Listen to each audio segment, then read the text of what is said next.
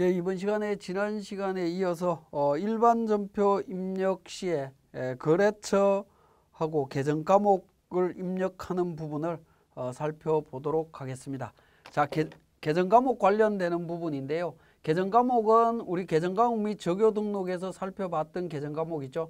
이 부분을 등록을 하시면 되는데 계정 과목은 101번부터 999번까지 계정 과목이 굉장히 많습니다. 이 계정 과목 코드를 다 기억을 하신다면 코드로 등록하시면 되는데 코드를 잘 모를 경우에는 계정 과목을 등록하실 때 여러 가지 방법이 있습니다.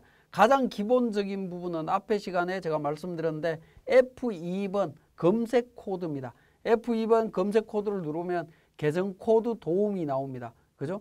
이 부분도 마찬가지로 계정 과목 코드란에 커스를 두고 보니까 맨 하단 부분에 나오죠. 계정 과목 코드를 입력하세요. 기능키 F2 도움창 명령 입력 후에 엔터 도움 뭐 이런 부분들이 나옵니다.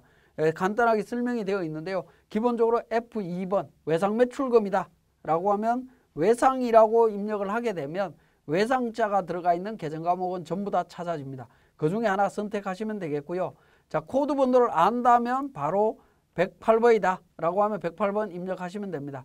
모른다면 여기에다가 코드란에다가 F2번을 쓰셔도 되고요.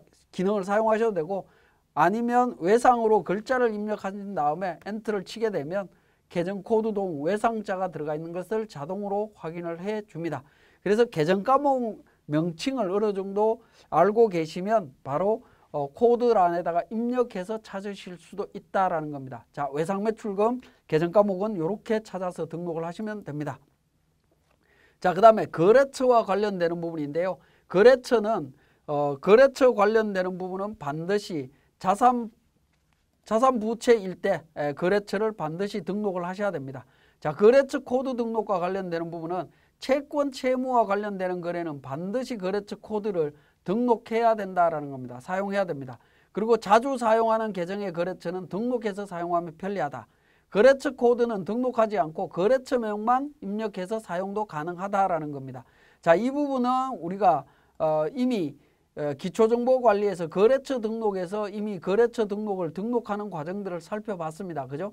살펴봤는데 등록되어 있는 이 거래처를 활용을 해서 우리가 그러니까 입력을 해야 됩니다. 외상 매출금을 받았는데 예를 들어서 미란 실업이다 라고 하면 F2번 누르게 되면 거래처 도움이 나옵니다. 거래처 도움 미란이라고 해서 찾으시면 101번 나오죠. 이렇게 찾는 방법이 있겠고요.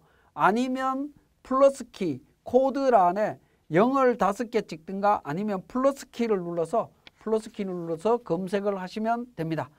검색을 하시는데 여기에 상호 미란이라고 해서 엔터를 치게 되면 미란이라는 글자가 들어있는 거래처를 전부 다 조회하실 수 있습니다. 그래서 미란 실험이 맞다면 엔터로 해서 진행을 하실 수가 있습니다. 그런데 만약에 이런 경우도 있을 수 있죠. 다시 한번 보겠습니다. 자, 거래처 코드란에 플러스 키를 누르고 예를 들어서 세무사랑무역이라고 하는 회사를 찾습니다. 엔터를 쳤습니다. 근데 없습니다. 없는 경우에는 바로 등록을 할 수 있습니다. 신규로 거래처 등록을 할 수 있다라는 겁니다. 그래서 세무사랑무역으로만 등록하실 경우에는 그냥 등록 버튼을 누르셔도 되고요. 아니면 수정 버튼을 통해서 세부 정보를 등록을 하셔도 됩니다. 자, 등록이라고 해서 지나갔습니다. 그런데 세부 정보를 등록해야 된다라고 할 때는 다시 거래처 코드로 옵니다. 거래처 코드로 오게 되면 하단 부분에 거래처 등록 정보를 입력할 수 있는 창이 있습니다. 하단 부분에 자동으로 나타납니다. 그러면 거래처 코드 236번에 세무사랑무역이라고 되어 있고요. 여기에 사업자 등록번호가 있으면 사업자 등록번호 예를 들어서 11402-59269 뭐 이렇게 등록을 했다라고 가정을 하겠습니다. 김무사 도소매 의류 뭐 이렇게 등록을 하죠. 우편번호라든가 뭐 내용이 있다면 주소가 있다면 등록하시면 됩니다. 그게 없다면 그냥 넘어가셔도 되고요. 이렇게 수정하실 수 있다라는 겁니다. 추가로 거래처 등록은 우리 일반 전표 입력에서 바로 등록할 수도 있다라는 부분입니다. 신규로 바로 등록을 할 수도 있습니다. 자, 다시 한번 해보도록 하겠습니다. 자, 삭제를 하고요. 5번 5일자 거래 다시 삭제를 하고 5일날 예를 들어서 입금전표로 출금전표라고 하겠습니다. 출금전표로 외상이라고 해서 외상매입금을 찾겠습니다. 외상매입금 251번. 자, 거래처는 플러스 키를 통해서 별무역이라고 찾아보겠습니다. 별무역이라고 찾았는데 없습니다. 없는 경우에는 수정 버튼을 통해서 추가 등록을 하셔도 되고요. 추가 등록을 하셔도 되고, 만약에 별무역이 그대로다라고 하면 그대로 진행을 하시면 됩니다. 그렇지 않고 별무역에 대한 세부 사항을 등록을 한다라고 하면 711 111 1234 5678 뭐 이렇게 해서 등록을 하실 수도 있습니다. 김별별로 등록을 하실 수도 있겠죠. 자, 이런 형태로 추가 부분을 등록하실 수 있습니다. 그렇지 않고 거래처 내용이 있다면 연준이라고 해서 찾을 수 있다면 연준 상사 등록되어 있는 부분을 찾아서 등록하실 수도 있다라는 겁니다. 자, 여기서 거래처와 관련되는 부분은 반드시 기억하셔야 되는 거, 채권 채무와 관련되는 거래는 반드시 거래처 코드를 등록하셔야 됩니다.